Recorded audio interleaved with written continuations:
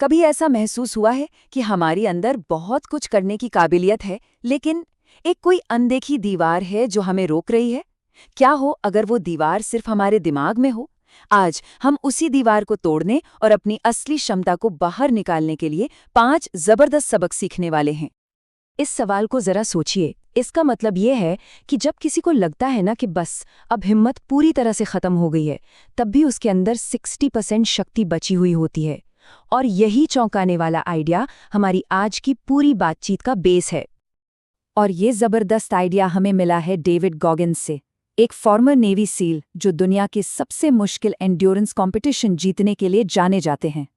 उन्होंने बार बार वो कर दिखाया है जो नामुमकिन लगता है। तो चलिए उनकी मानसिकता से निकले इन 5 पावरफुल सबकों में थोड़ा और गहरा उतरते हैं। तो पहला और सबसे ज़रूरी सबक है 40% का नियम। ये एक ऐसा आइडिया है जो हमारी लिमिट्स के बारे में हमारे सोचने का तरीका ही बदल कर रख सकता है। गॉगिन्स कहते हैं कि जब हमारा दिमाग चिल्लाकर कहता है बस अब और नहीं हो पाएगा, तो असल में हमने अपनी असली क्षमता का सिर्फ 40% ही इस्तेमाल किया होता है। सोचिए, 60% अनटैप्ड पावर अभी भी बाकी है, बस उस दिमागी दीवार के उस पार। मतलब जो हमें लगता है कि हमारी लिमिट है और जो हमारी असली क्षमता है, उसमें ज़मीन आसमान का फ़र्क है। जब हमें लगता है कि हम हार मानने वाले हैं, तब भी हमारे पास बहुत लंबा रास्ता तय करने की हिम्मत बची होती है। ये सिर्फ एक एहसास नहीं, ये एक सच्चाई है। इसे अपनी पढ़ाई पर लगाकर देखिए। 2 घंटे पढ़ने के बाद जब दिमाग कहे कि बस अब रुक जाओ, तो समझिए कि ये सिर्फ 40% वाला सिग्नल है। एक और चैप्टर या सिर्फ 10 और सवाल, वो जो एक्स्ट्रा एफर्ट है ना, असली ग्रोथ वहीं होती है। वो थकान कोई कमजोरी नहीं, बल्कि ग्रोथ का सिग्नल है। अच्छा, अब आते हैं दूसरे सबक पर, जो पहले वाले पर ही बना है। ये है अपने मन को सख्त बनाने के बारे में। ठीक वैसे ही जैसे मेहनत करने से हाथों में गट्ठे पड़ जाते हो ना, बिल्कुल वैसे ही। गॉगिन्स हमें सिखाते हैं कि मेंटल टफनेस आराम करने से नहीं आती, ये जानबूझकर मुश्किलों को गले लगाने से आती है।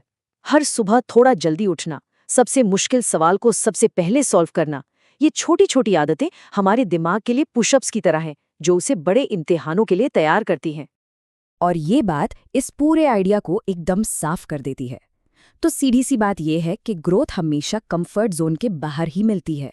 चैंपियन बनना है तो मुश्किलों से दोस्ती करनी ही पड़ेगी। अब जो तीसरा सबक है ना, वो है खुद से बिल्कुल सच्ची कड़वी ईमानदारी बरतने के बारे में। ये एक बहुत ही पावरफुल टूल है जिसे गॉगिन्स कहते हैं अकाउंटेबिलिटी मिरर, यानी जवाबदेही का आईना। देखिए, ये खुद को कोसने के बारे में नहीं है, नहीं, ये बस बिना किसी बहाने के आईने में देखकर उन सच्चाइयों को मानने के बारे में है जिन्हें हम अक्सर टाल देते हैं। क्योंकि जब तक हम प्रॉब्लम को मानेंगे नहीं, उसे सुधारेंगे कैसे? यही बदलाव का पहला और सबसे मुश्किल कदम है। इसका प्रोसेस एकदम सिंपल है, कोई लाग लपेटने। पहले सच को कबूल करो, फिर उस सच के आधार पर छोटे छोटे रोज के गोल बनाओ, और फिर हर दिन खुद से पूछो कि वो गोल पूरे हुए या नहीं।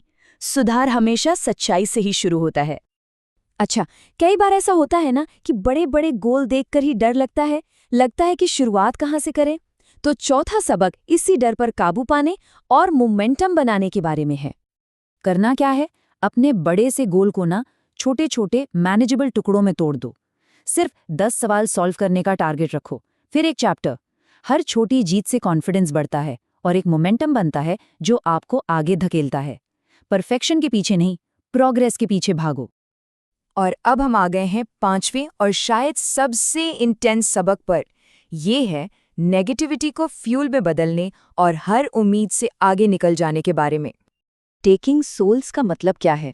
इसका सीधा सा मतलब है कि जब चुनौतियां आएं तो टूटने के बजाय इतना जबरदस्त परफॉर्म करो कि आपका काम ही आपका जवाब बन जाए। ये अपने काम से दूसरों को हैरान और इंस्पायर करने की कला है।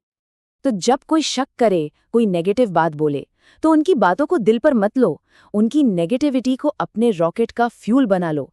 इतनी मेहनत करो कि आपके रिजल्ट्स ही उन्हें जवाब दे दे। तो कुल मिलाकर देखें तो ये सारे सबक हमें एक ही सच की तरफ ले जाते हैं।